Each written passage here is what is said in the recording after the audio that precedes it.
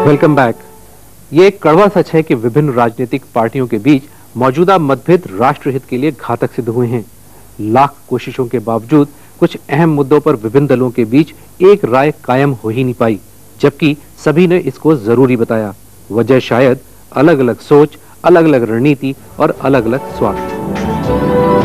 वामपंथी और बीजेपी शिवसेना एक मंच पर आ नहीं सकते।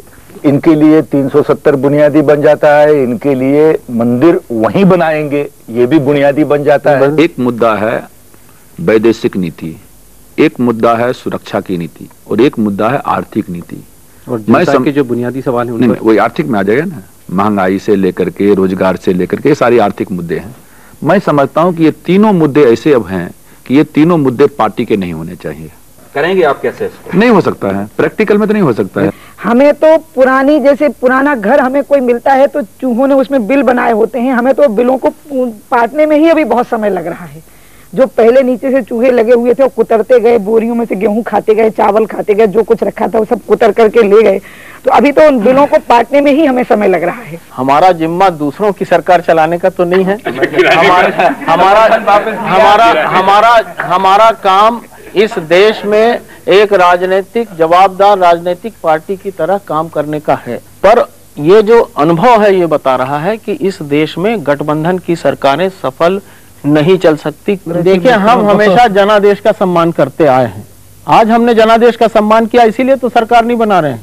हमसे आग्रह कर रहे हैं, वर्धन साहब भी करते हैं, लालू यादव भी करते हैं, आप बनाओ करते हैं। आप बनाना हो, सामने आइए, सरकार आप बनाना हो तो बनाओ, न बनाना हो तो ना बनाओ। कहते हैं कि हमको ना जनादेश एक मिला है कि इस समय सरकार नहीं बनानी है, आपको तो नहीं बनाई हमने। मैं रेलवे की बात दूसरी कह रहा हूँ। ये जो स्लोगन उठा रहे हैं ना, कम्युनल सेक्युलरिज्म, हमको कहते हैं तुम कम्युनल हो, मैं बोलता हूँ तुम अफीजर हो।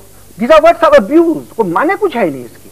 अब आने के बाद 100 चूहे खाए के बिल्ली हज को जाए, वो कहावत जो है, अब सारा पाप हो गया, हुकूमत में आ गया तो अब कन्वीनियंट नहीं है तो अब कहते हैं इररिलेवेंट है।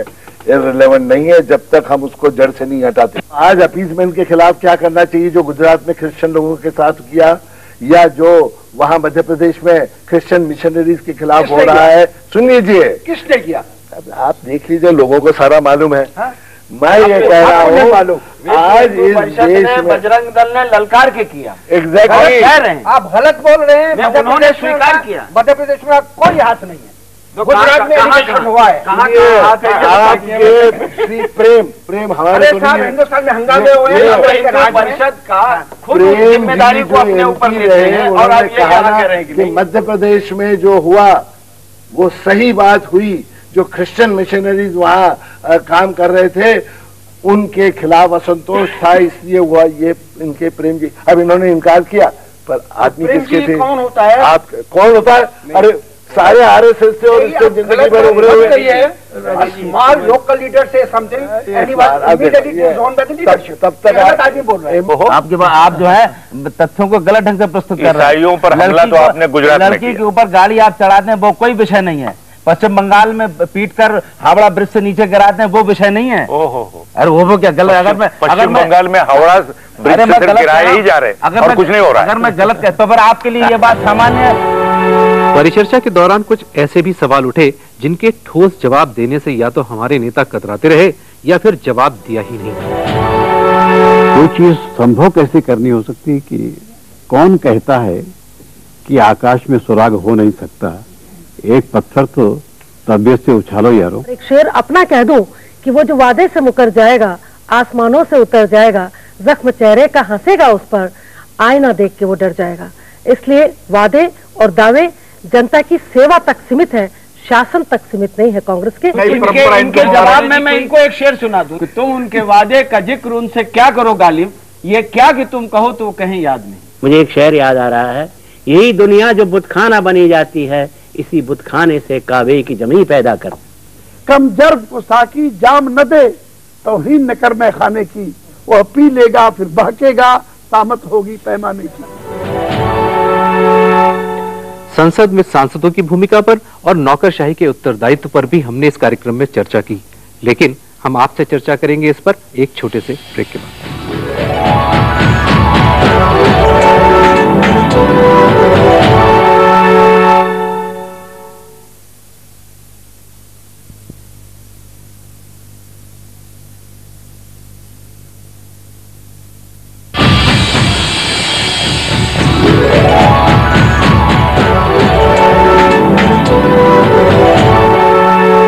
Welcome back. एजेंडा 2000 के शुरुआती दौर में हमने तफ्तीश की देश के आम आदमी से जुड़े सवालों की, परंतु सरकारी अनिच्छा एवं उपेक्षा के अलावा कई और ऐसे पहलू थे जिन पर निगाह डाले बगैर हमारी पहचान अधूरी रह जाती। घूम कहीं और।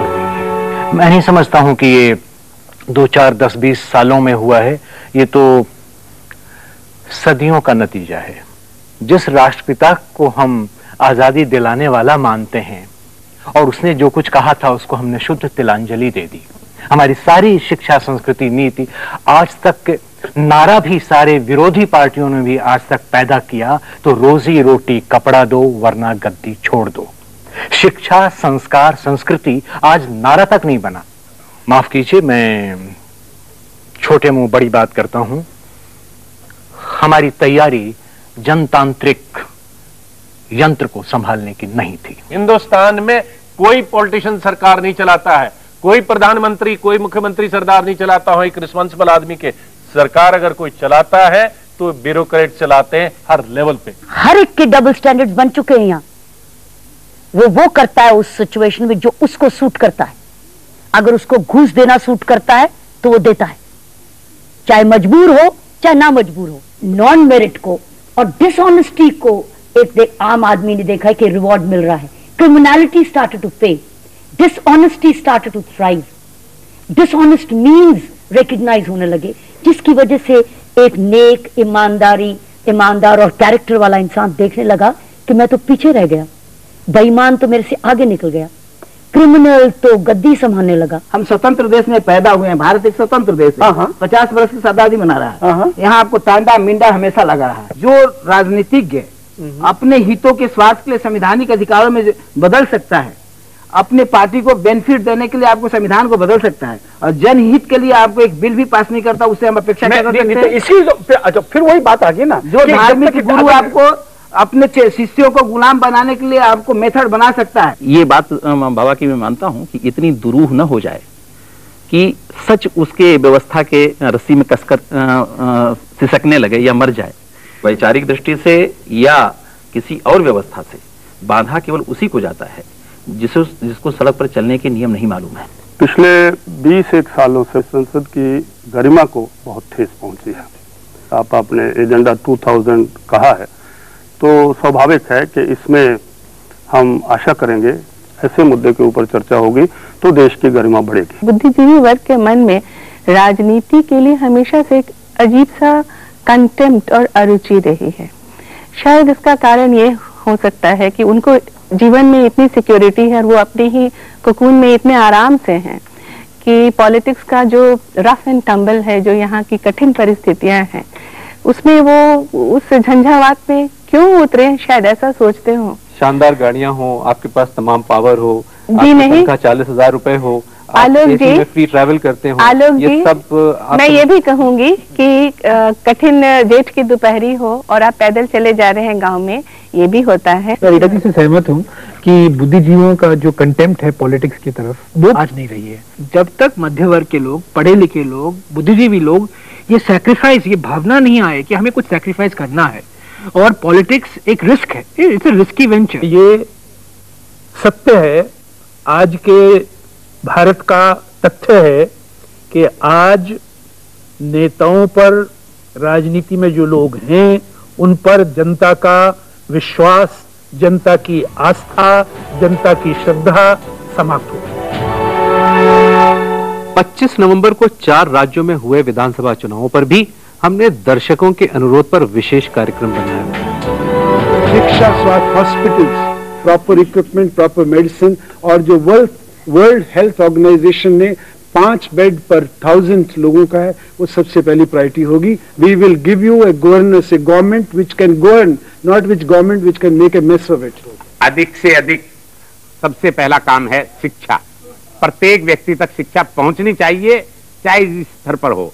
उसके बाद है स्वास्थ्य की बात, स्वस्थ व्यक्ति रहेगा, उसके बाद है व्यक्ति को काम मिलना चाहिए, और तीसरी बात है महिलाओं के लिए सर्वाधिक सुरक्षा की गारंटी देनी चाहिए। देखिए, मैं आपको जहाँ भूख लगे आज पराठा दें आप कल, ये तो चलेगा नहीं मांगाराम जी। भारतीय जनता पार्टी की फुल फॉर्म अगर मैं आपके सामने रखूं तो ये होगा कि भूल जाओ प्याज, बीजेपी, भूल जाओ प्याज।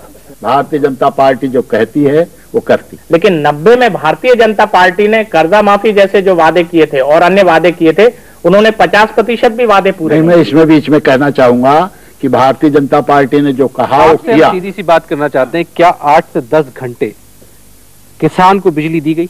देखिए ऐसा क्या ब्लॉक में जो एक 50 बेड हॉस्पिटल की आपने बात करी वो दी गई? उस वक्त बिजली दी गई है, हो सकता है अनइंटरप्टेड 8 घंटे न मिली हो, लेकिन जब 2 घंटे भी नहीं है, ऐसा नहीं, ऐसा बिल्कुल ऐसा 2 घंटे ऐसा नहीं है। 2 घंटे क्या, अरे साहब उत्पादन कैसे बढ़ गया? अगर बिजली नहीं मिली किसान को, किसान को अगर उत्पादन नहीं, इन आंकड़ों को फेंक दीजिए। जब आपने आंकड़े दिए हैं तो आप आंकड़े सुन लें। क्या होगा, किसानों को जाकर काम देखिए ना। मैं जानता हूँ इस बात को आप सुनना पसंद नहीं करेंगे, क्योंकि वो आपके अगेंस्ट में जाता है। आप खाली हल्ला मचा करके विकास नहीं हुआ, विकास नहीं हुआ, उसका हल्ला मचा रही। इस कार्यक्रम के माध्यम से हमने आम जनता की आवाज राजनेताओं तक पहुंचाने की कोशिश भी की। उनके सवालों के बीच छुपी उनकी बेचैनी, उनका दर्द, उनकी बौखलाहट और उनका आक्रोश लाख छुपाने के बाद भी साफ नजर आता रहा।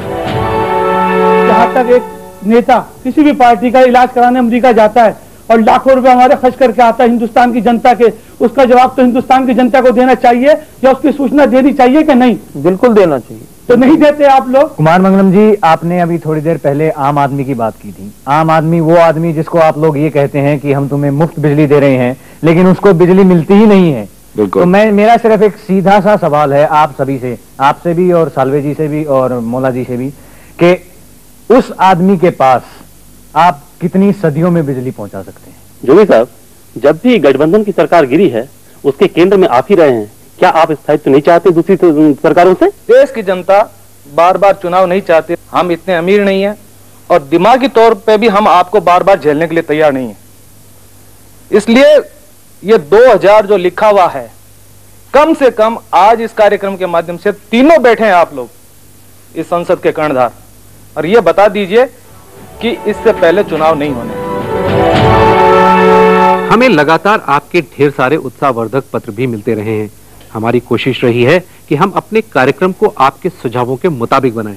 मुद्दा चाहे रहा हो राजनीतिज्ञों का या नौकरशाही के उत्तरदायित्व का, या फिर राजनीतिक स्थायित्व का, या राजनीतिक पार्टियों की संसद में भूमिका का, ये सभी सवाल हमने आपके सुझाव पर अपने कार्यक्रम में उठाए।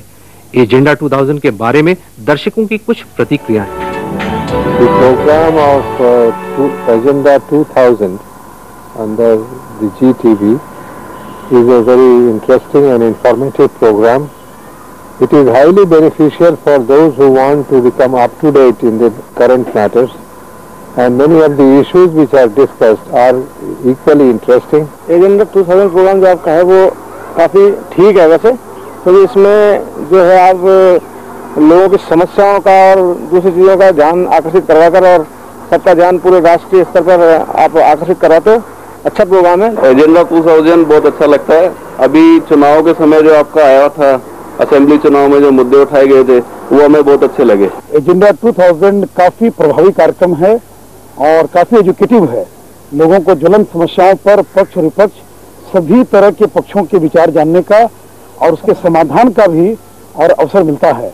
हम चाहते हैं कि जहाँ ये कार्यक्रम नहीं आ रहा हो वो ये कार्यक्रम दिया जाए। इससे लोगों को बड़ा फायदा पहुंचता है, क्योंकि ऑडियो विजुअल सिस्टम है, लोग देखते भी हैं, सुनते भी हैं।